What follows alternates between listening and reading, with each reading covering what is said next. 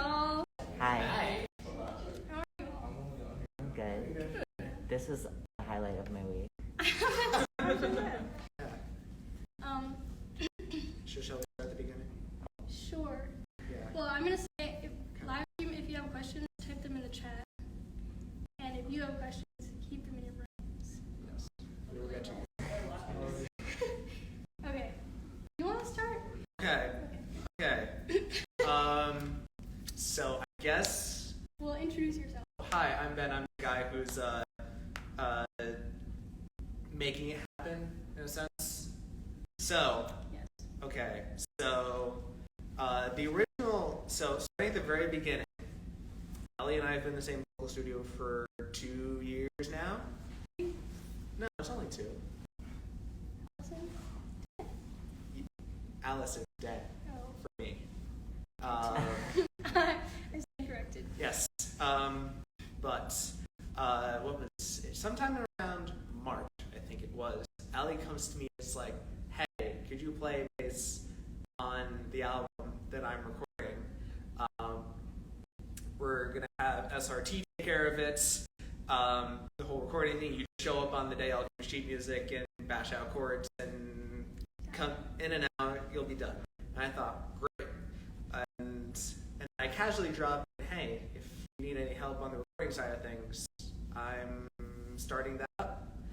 And then a couple weeks later, Allie comes to me and says, crap, SRT can't do it anymore. Could you do it instead? So I'm like, Classic. I'm going to make bank. I'm going to make so much bank on this. So I said yes. And then,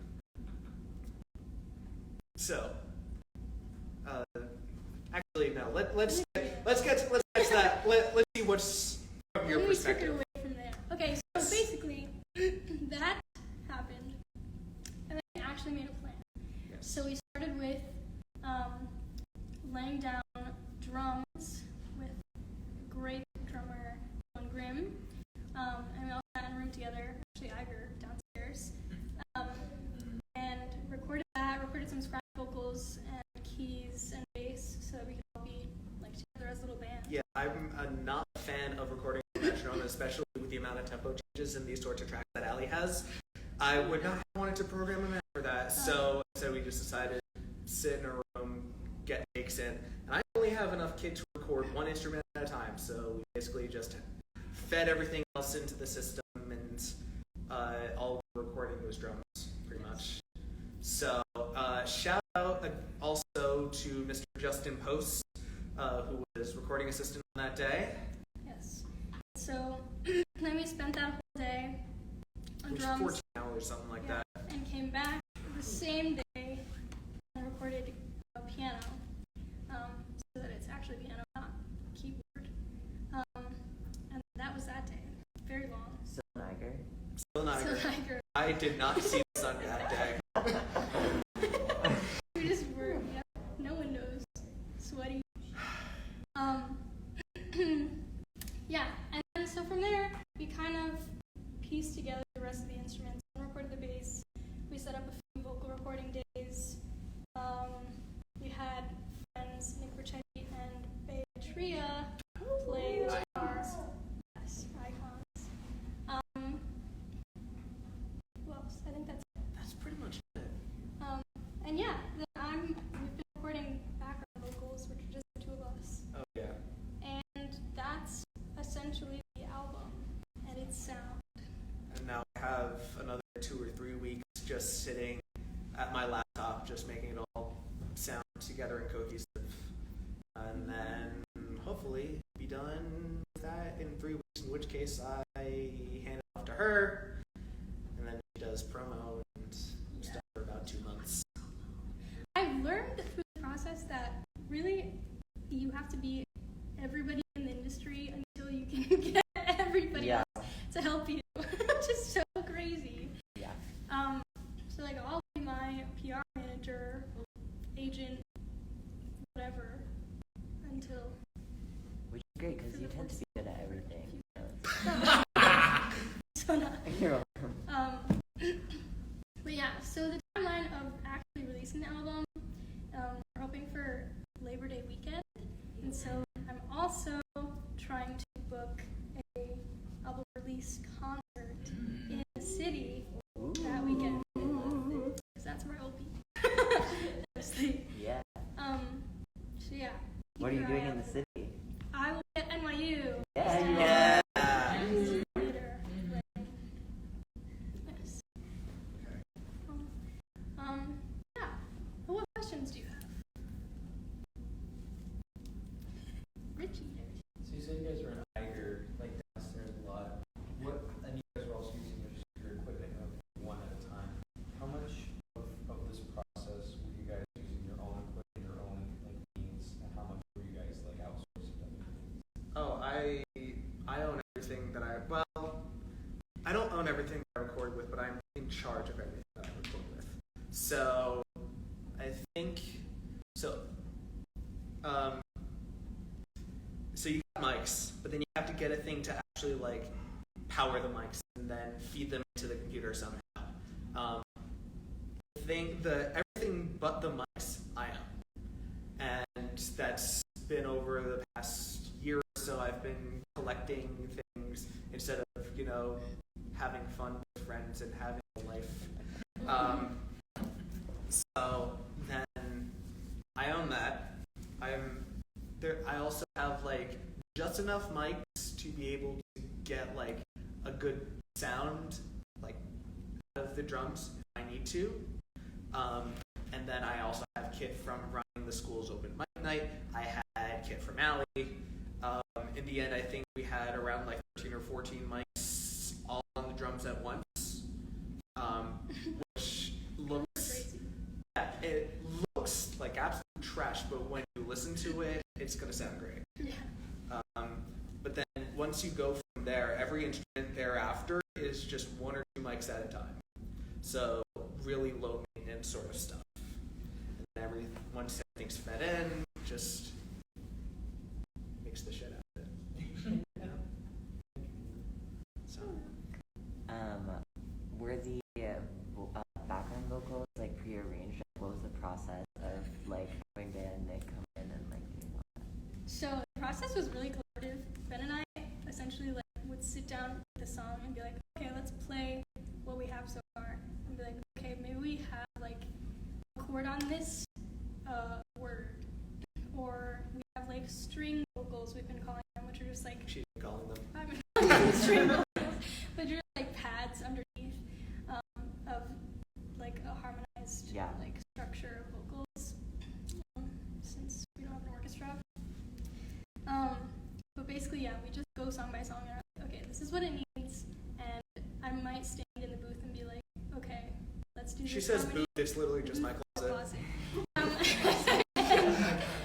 I'll record one line and then we'll say, okay, maybe the above that one, let's do it, and then we'll change it to the seventh instead of Yeah. fake it till we make it. Pretty much. When I am, because like arranging and fleshing out a song in terms of like instrumentation is one of those things that I've been doing for many years now, and I'm not like when I listen to a record, I'm not just listening for like vocals and like vibe, like just general vibe. I like to listen into what each of the individual instruments are doing, and if you listen to that enough, you get a sense of like, okay, how do you build this sort of, how do you build a song over time, and how do you, like what needs to go where and that sort of stuff. It's gonna have, you're gonna hear it at the end. It's gonna have a very old style vibe. There's not really gonna be any instruments newer than, there's gonna be no synths or anything like that on this whole record. But that's just the way that I operate. If somebody else had gotten their hands on it, it would sound different. That's just the way that producing works. Everyone brings their own flavor to the record. Especially when we're working with Nick Brachetti. I would say to him, okay, this is, okay, so we need some rhythm guitar here. What can you ring? And he's like, oh, I got this vibe going on, and I'm like, yes. Or I could be like, maybe try something like this, and sit in a room, just sort of work things out, have him shred. I sometimes just say to him, go ahead, shred, and then he just shred. Working with these musicians has been honestly so, such a treat, because we just can trust their instincts also. So, you don't have to sit down and write out, an acoustic guitar part to be blocked. You just say, okay, do, a finger-picking style that fits. And they just do it. They're so awesome. Chad, if you have any questions, keep them rolling. Nobody wants to ask any questions. That's They're unfortunate. shy. Everybody.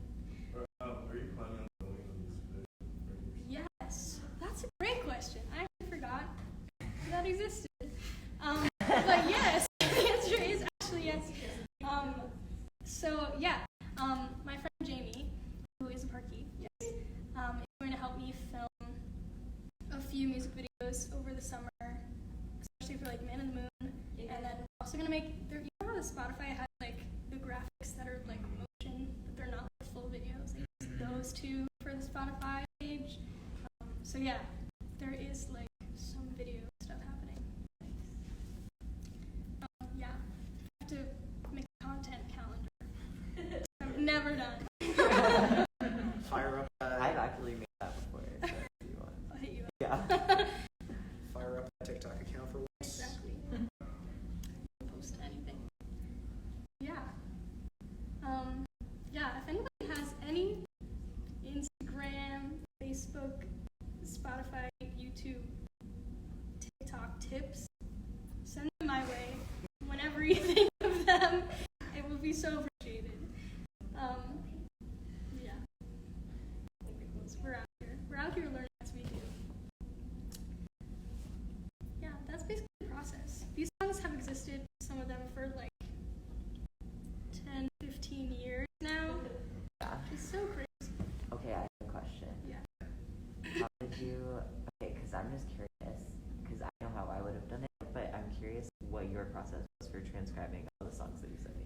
Oh my god, it was so painstaking. Yeah, it was because you did such a good job, and I was like, Thanks. these rhythms are you don't want to write those down. No, so a lot of the piano part is a lot of pop rhythms that you don't usually see written down. You just kind of play pop. But I was I want to make it accessible to whatever musician wants to play them. So basically, the plan for these transcriptions is I'll put them on the website to be bought. So you could buy the piano vocal sheet music for every single song. You could buy the whole packet of all the songs sheet music, lyric sheets for free, lyric and chord sheets, and then you'll have backing tracks with my piano part to sing to, so that people can perform them and practice them and do whatever they want with them. Also stems to remix if you so wish. Yeah. But the process, so basically, I will not do things unless I have a deadline. And Yes. so actually, the application for NYU's grad program is what made me transcribe all of the things, because I was I need to have something to show for myself. I want to upload just all lyric sheets for every song. And so over winter break, I just spent the entire time listening to my own music and writing it down, and one takes me 8 hours to do, which is so annoying, but worth it in the end, because now I have all of them.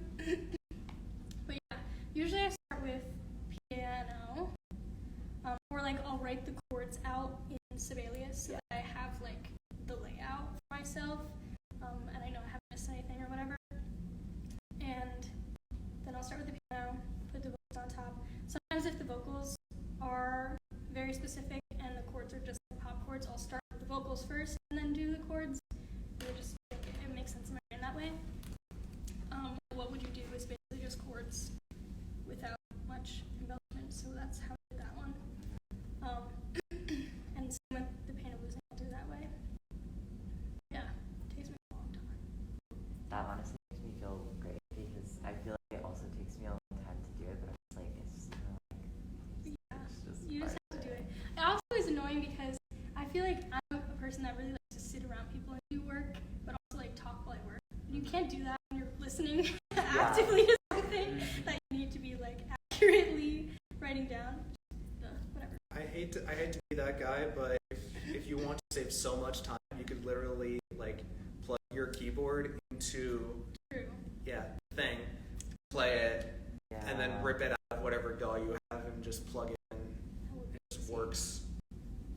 I think that accounts for me having to play them correctly. Yeah, I know that. Like then, if you Well, make one either you mistake, have to- then you have to go back. Yeah. And, like, Yeah, you either have to be good or you have to have a lot of time on your hands. Yeah. Yes to both. Both processes. Yeah, that's a good question too. The album, also, if you are wanting to listen to it before the release, I just went through a fall recital video, which had a bunch of these songs, and I edited out each song separately, so that when you go to my YouTube, you can find literally all the songs in a playlist called probably the album or like original songs. So most of those are there. Now that we did this, I'll try to edit these quickly and get those on YouTube too. Also need you to do that in order to book a space for the concert. Because I don't want to hire you unless you can show them what you do. So, what kind of space in New York City are you like looking for? okay, so my first choice is Rockwood, Yes. which is maybe ambitious, I believe in you. but I'm going to try. I think you're more than capable and worth it there. So Thanks. it's an awesome place to live. Yeah. We'll see what they say. Worst thing they can say is no. So, whatever. Nice. Yeah. Yeah, 'cause like Sammy Reyes played there, Quail played there, Yeah, so has Sarah Bareilles played there before she was they big. have like a huge range of people that Yeah. play. It's like cute and intimate. And there's like grand pianos or baby grand pianos on the stages. You know that this is totally random, but did you watch Orange is the New Black? Never mind. Some of Orange is the New Black also played there.